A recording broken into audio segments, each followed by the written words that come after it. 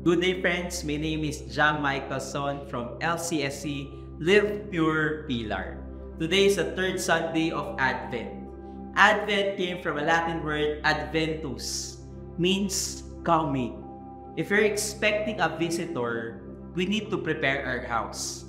Nung bata kami, naalala ko, kapag mayroong bisita, sasabihin ng parents namin, kailangan maglinis ng bahay, magluluto ng pagkain para sa kanila. Kasi meron tayong bisita. Kasi merong darating. And Advent is not just about waiting for the coming of our Savior, but it is also a time for us to prepare for the coming of our Lord. That's why in today's Gospel from St. Luke, people asked John the Baptist about what should they do. John the Baptist answered the crowd, whoever has 2 cloaks should share with the person who has none. And whoever has food should do likewise. For the tax collectors, John the Baptist told them, stop collecting more than what is prescribed. And to the soldiers, do not practice extortion, do not falsely accuse anyone, and be satisfied with your wages. John the Baptist has presented instructions to these people who were asking, what should they do? Maybe tayo rin, we can relate with these people. Why? Because God is asking us to prepare our hearts for His coming so that we be able to see Him fully. We be able to see the beauty of this season of Advent. Maybe just like these people, pwede sometimes na-feel natin that nagiging impatient tayo.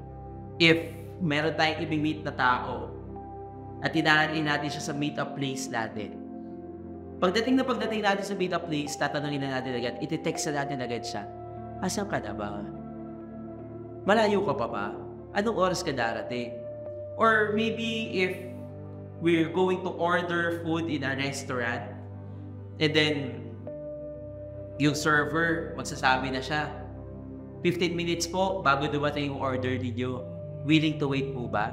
And then you're going to answer, yes, willing to wait. But after a few minutes, hinahanap na natin yung order natin. Tapos magpa-follow up na tayo agad sa kanya. Tapos minsan makulit tayo, paulit-ulit tayo nagpa-follow up.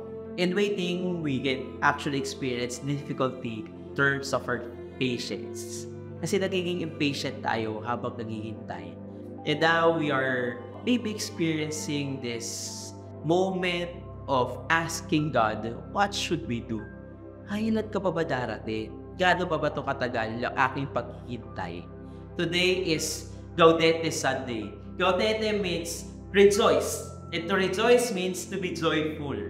And as we wait for the coming of our Lord, the best preparation is for us to have a joyful heart. The first reading, the prophet Zephaniah exhorts, do not be discouraged. The Lord is in our midst. He will renew you in His love. Do not be discouraged if there's no progress in your waiting. But the importance of our waiting is our becoming. The Lord will renew us. The Lord will renew us in His love. And it means that God will transform us in this season of waiting and preparation. From being impatient to becoming patient, from all the sorrows in this season of waiting, God has promised us with this joy. And in the second reading, St. Paul assures us for joyful preparation for the coming of our Lord. 3 things. First, our kindness should be known to all. And if our kindness should be known to all, then we're called to love people. We're called not just to love them, but we're called to a joyful love. Joy doesn't mean it's based on circumstances. It is not conditional. But joy, it is unconditional. Joyful love is loving every people without no conditions. Because that's how God loves us. Second, St. Paul assures us that in this preparation, God will fulfill His promise. But all we need to do is to have no anxiety at all. And in prayer and petition, with thanksgiving, we make our request known to God. We are called to a joyful surrender, allowing ourselves to trust God in all circumstances. And in this way, may we surrender everything to God. Maybe it will not come according to our way, to our will, but may we trust God and may we have that faith. Even though hindi siya in favor of what we want, we'll still find joy with what God wants us to experience.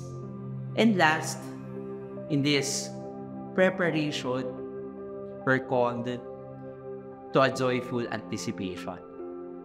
As we anticipate the coming of our Lord, may our hearts be at peace. And our hearts can only be at peace if we let our hearts be pure. Lord, make our hearts pure so that we be able to see you. Blessed are those who are pure in hearts, for they shall see God.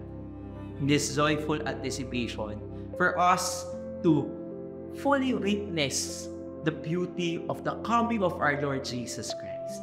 As we joyfully anticipate His coming, may our hearts be pure. May our thoughts be pure.